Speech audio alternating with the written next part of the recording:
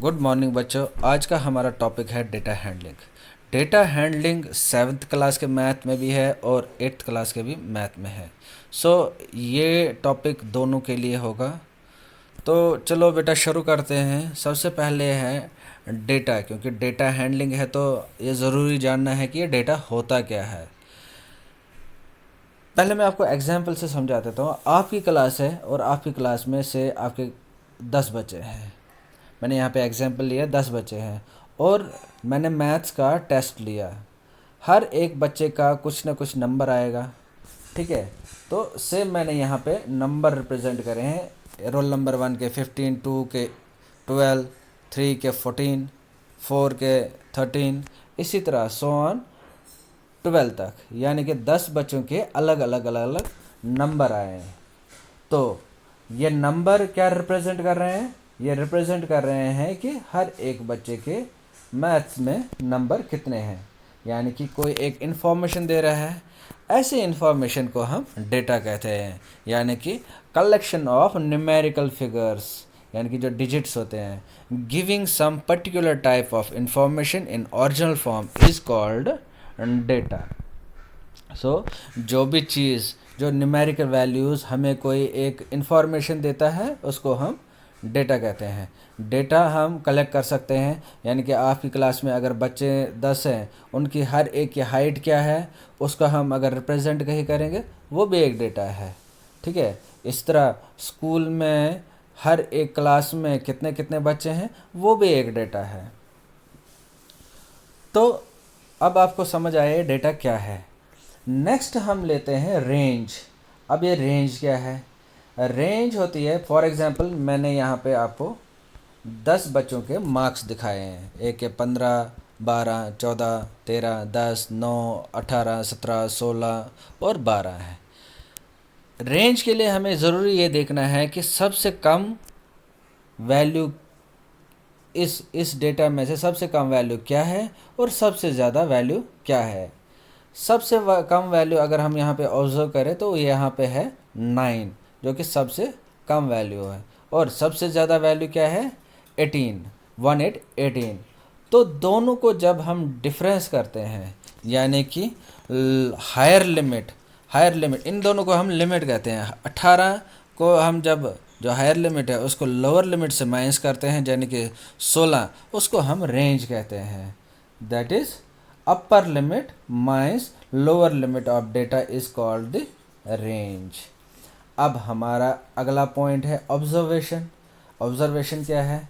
हर एक जो नंबर आए हैं आपकी क्लास में, रोल नंबर 1 के अगर जैसे 15 आए हैं, 2 के 12, 3 के 14, इसी तरह रोल नंबर 10 के 12 आए हैं। हर एक नंबर को, जो इंडिविजुअल नंबर आए हैं, उस हर एक डेटा को हम ऑब्जर्वेशन कहेंगे, ठीक है। यानी कि each numerical figure in data is observation, ठीक है। तो 15 भी एक ऑब्जर्वेशन है, 12 भी ऑब्जर्वेशन है, 14 भी ऑब्जर्वेशन है, 13 भी ऑब्जर्वेशन है, 10 भी ऑब्जर्वेशन है, इसी तरह 12 भी ऑब्जर्वेशन है। तो यहाँ तक आपको समझ आया डेटा, रेंज, ऑब्जर्वेशन किसे कहते हैं। अब बात आती है फ्रीक्वेंसी की। अब ऐसा हो सकता है कि क्लास में अगर 10 बच्चे हैं, 10 में से 2 बच्चों के नंबर एक जैसे आएँ, 3 बच्चों के एक जैसे आएँ। तो ये ज़रूरी हो भी सकता है, पॉसिबल है, नहीं भी है। तो हम क्या कहते हैं, अब मैं एक एग्जांपल जो यहाँ पे दी है मैंने, इसमें अगर मैं देखूँ 15 एक ही बार आया है, यानी कि वो 15 कितने बच्चों में आया तो उतनी ही वो उसकी फ्रीक्वेंसी कहलाएगी। 15 एक बार ही है तो फ्रीक्वेंसी एक होगी उसकी, यानी कि उसकी ऑकरेंस एक होगी, कितनी बार वो रिपीट हुआ है। इसी तरह 12 है, 12 जो है यहाँ पे दूसरे प्लेस पे है और लास्ट पे है, यानी कि 12 की ऑकरेंस जो है फ्रीक्वेंसी है 2। हम अगर हम एग्जाम्पल में डेफिनेशन में बताएं क्या होता है, number of times a particular observation occurs is called. Next है मीन। अबे मीन क्या होता है? यहाँ पे मैंने ऑब्जर्वेशन कहा, हर एक चीज़ ऑब्जर्वेशन है। 10 बच्चों के डिफरेंट डिफरेंट मार्क्स आए हैं, जब हर एक ऑब्जर्वेशन को मैं ऐड करूँगा, यानी कि 15 + 12 + 14 + 13 + 10 इसी तरह 12 तक सबको जमा करूँगा और उनका टोटल निकालूँगा, डिवाइड करूँगा जितने स्टूडेंट्स हैं, कितने स्टूडेंट्स हैं क्लास में, यानी कि यहाँ पे 10 थे, डिवाइड करूँगा 10 से, उसे हम मीन कहेंगे। मैंने यहाँ पे एक्सप्लेन करके दिखाया है। मीन सम ऑफ ऑब्जर्वेशन, यानी कि जितनी भी ऑब्जर्वेशन थी 15 12 14 13 10 9 18 17 16 12, ये सब ऑब्जर्वेशंस हैं। इनको डिवाइड किया नंबर ऑफ ऑब्जर्वेशंस, ये कितनी है 1 2 3 4 5 6 7 8 9 10 टोटल ऑब्जर्वेशंस है 10, उसी से मैंने डिवाइड किया, उससे वहाँ पे भी जो भी वैल्यू निकल के आएगी वो उन ऑब्जर्वेशंस का मीन कहलाएगा। ठीक है, तो नेक्स्ट हमारा है मोड। अब मोड किसे कहते हैं? अब हमने कहा कि हमारे पास ऑब्जर्वेशंस है, डिफरेंट ऑब्जर्वेशंस है, से हमारे पास एग्जांपल लिया है मैंने, 15 है, 12 14 13 10 12 9 18 17 16 12।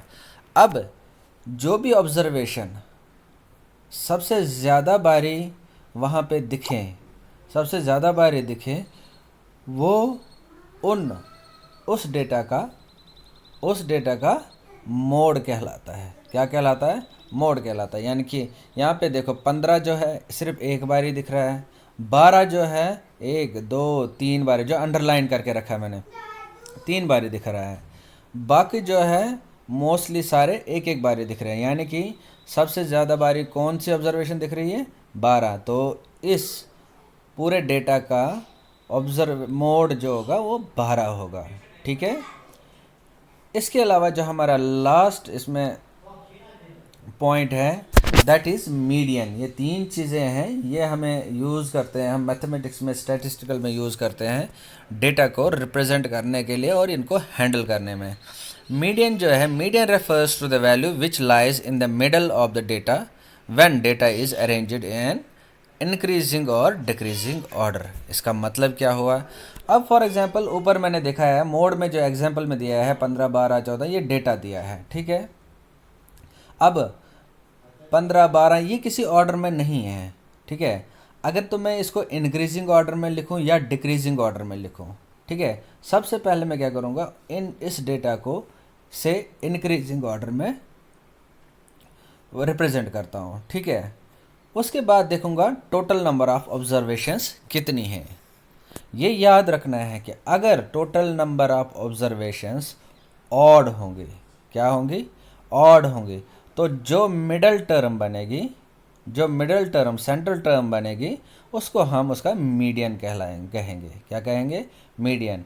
अब अगर सेंट्रल टर्म, अगर total number of terms even होंगी, जैसे ऊपर दिया है इसमें 10 इवन टर्म्स 1 2 3 4 5 6 7 8 9 10 11, इसमें 11 दी हुई हैं। ठीक है, इसमें 11 दी हैं। अगर इसमें मैं इसको रिप्रेजेंट करूँगा ऑर्डर में, इंक्रीजिंग ऑर्डर या डिक्रीजिंग ऑर्डर, तो मैं यहाँ पे मीडियन जो सेंट्रल टर्म आएगी वो उसका मीडियन कहलाएगी। सिमिलरली अगर इवन होंगे, जैसे मैंने ऊपर वाले एग्जांपल में दिया हुआ है, यहाँ पे ये 10 ही हैं, जो इसके सेंटर में 2 टर्म्स आएंगी, 2 टर्म, यानी कि 2 ऑब्जर्वेशन जो सेंटर में आएंगी, उन दोनों को ऐड करके डिवाइड करना मुझे 2 से, तो जो भी वहाँ पे वैल्यू होगा वो उसका मीडियन कहलाएगा, वो उस डेटा का मीडियन कहलाएगा।